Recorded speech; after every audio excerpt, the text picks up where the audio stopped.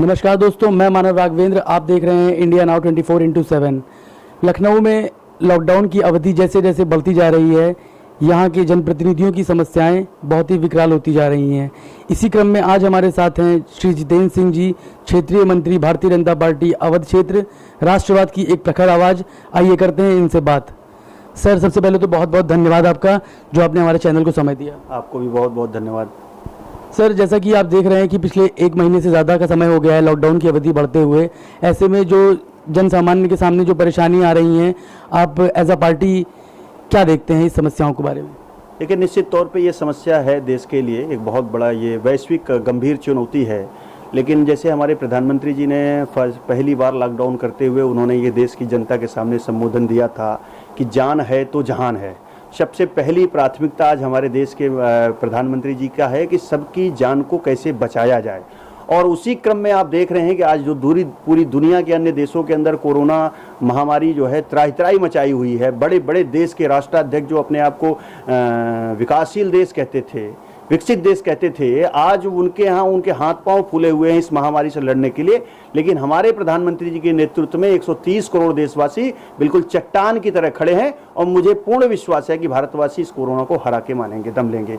और जहाँ तक ये समस्याओं की बात है, निश्चित तौर पर ये चुनौती है, लेकिन प्रत्येक भारतवासी जो जिस भी सामर्थ्य को रखता है, हर लोग एक दूसरे की मदद के लिए तत्पर हो रहे हैं। बड़ी बड़ी संस्थाएं, बड़े बड़े NGOs और समाज के बड़े बड़े लोग जो कुछ भी इस समय करते हैं, कोई पानी पिला रहा है, कोई खाना खिला रहा है, कोई किसी को राशन की व्यवस्था कर रहा है, जो कुछ भी कर सकता है, हर कोई लगे हुए हैं। निश्चित तौर पे ये मुझे विश्वास है कि हम लोग इस चुनौती से उभरेंगे। सर, आपकी पार्टी और आपका संगठन किस प्रकार से लोगों की सहायता करने के लिए आगे काम कर रहा है? देखिए, भारतीय जनता पार्टी का बूथ स्तर का कार्यकर्ता एकदम बिल्कुल निरंतर है। हमारे प्रदेश इकाई के द्वारा लगातार हमारे प्रदेश अध्यक्ष जी माननीय स्वतंत्र देव सिंह जी और प्रदेश के महामंत्री आदरणीय सुनील बंसल जी के नेतृत्व में लगातार वो बूथ स्तर के कार्यकर्ताओं के साथ संवाद बना के रखे हुए हैं। हम लोगों को सबको गाइडलाइन है कि जो घर में कहीं कपड़े से आप मास्क बना सकते हैं, आप किसी एक परिवार, 2 परिवार की भोजन की व्यवस्था देख सकते हैं, किसी 1-2 परिवार को राशन की व्यवस्था देख सकते हैं, किसी को इलाज, जो गंभीर रूप से किसी बीमार है उसको इलाज की व्यवस्था देख सकते हैं। भारतीय जनता पार्टी के कार्यकर्ता पूरी निष्ठा के साथ, प्रामाणिकता के साथ इस समय इस राष्ट्र वैश्विक चुनौती के दौर में पूरे तरह के सेवा का व्रत लेते हुए और सेवा भाव से काम कर रहा है।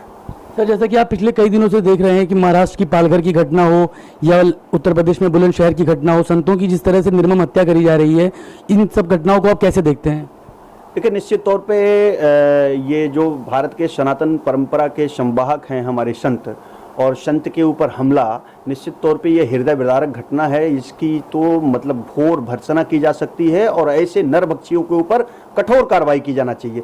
लेकिन मैं आपसे कहना चाहता हूं कि ये जो है साजिश मुझे दिखती है कि महाराष्ट्र के पालघर की घटना को और बुलंदशहर की घटना को एक बराबर अगर कोई इसको कंपेयर करता है तो बहुत बड़ी, जहां तक पालघर की घटना है वो घटना डिफरेंस है, वहां एक चुनौती, एक साजिश है। वहां धर्म परिवर्तन के भी लोग अंदेशा उठा रहे हैं कि वहां ये धर्म परिवर्तन बहुत बड़े पैमाने पर पालघर के अंदर किया जा रहा, ईसाई मिशनरीज के द्वारा, और उसी क्रम में वहां कम्युनिस्टों के द्वारा, वामपंथियों के द्वारा ये साजिशन, ये हत्या की गई है। उसमें पुलिस की भी प्रथम दृष्टया देखने पे आता है कि कहीं न कहीं पुलिस भी इस केस में इन्वॉल्व है। और इसी नाते हमारे देश भर के साधु सन्यासी, महात्मा लोग, सब लोग मिलकर ये कह रहे हैं कि NIA और CBI के द्वारा ये जांच कराई जानी चाहिए। हमको महाराष्ट्र के किसी भी एजेंसी के ऊपर विश्वास नहीं है। और जहां तक बुलंदशहर का मामला है, बुलंदशहर का मामला ये सब अभी मीडिया में प्रचारित हो चुका है। वो कोई मानसिक विकसित व्यक्ति ने इस तरीके की घटना की है, लेकिन फिर भी हमारे मुख्यमंत्री जी का ऐसा विराट नेतृत्व है कि मुझे विश्वास है कि उसके पीछे जो लोग भी साजिश के अंदर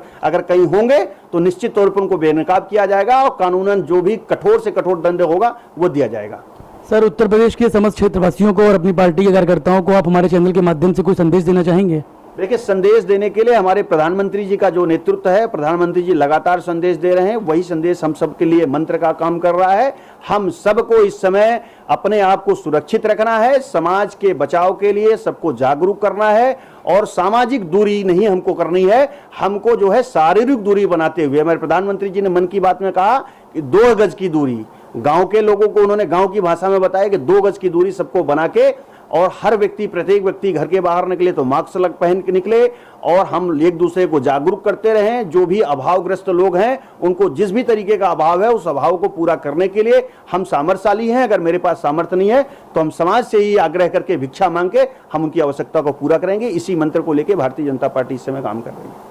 सर, आपकी पार्टी के जो जनप्रतिनिधि हैं स्थानीय, उनसे आप लोगों को कैसा सहयोग मिल पा रहा है? देखिए, जनप्रतिनिधि पूरी तरीके से लगे हुए हैं। भारतीय जनता पार्टी का जो कार्यकर्ता है वो पंडित दीनदयाल उपाध्याय जी के एकात्म मानववाद के दर्शन का प्रणेता जो हमारे दीनदयाल जी का मंत्र है, उसी मंत्र को लेकर हम सब लोग चलते हैं। समाज के अंतिम पंक्ति में बैठे हुए व्यक्ति का उत्थान, और इसी के लिए भारतीय जनता पार्टी बनी है, इसी के लिए भारतीय जनता पार्टी सत्ता में आई, इसी के लिए भारतीय जनता पार्टी के लोग काम करते हैं। हमारा ये सदैव से संकल्प रहा है कि हम गरीब, शोषित, पिछड़े, वंचित, असहाय लोगों की मदद करने के लिए भारतीय जनता पार्टी का कार्यकर्ता जाना जाता है, और उसी काम को हम अपने मंत्र बना के हम काम कर रहे हैं। सच में बहुत ही बढ़िया बात कही है भैया ने कि सामाजिक दूरी हम लोगों को बनानी। कोरोना हारेगा, भारत जीतेगा। मैं मानव राघवेंद्र, इंडिया नाउ 24x7 से कैमरामैन अपूर्व के साथ।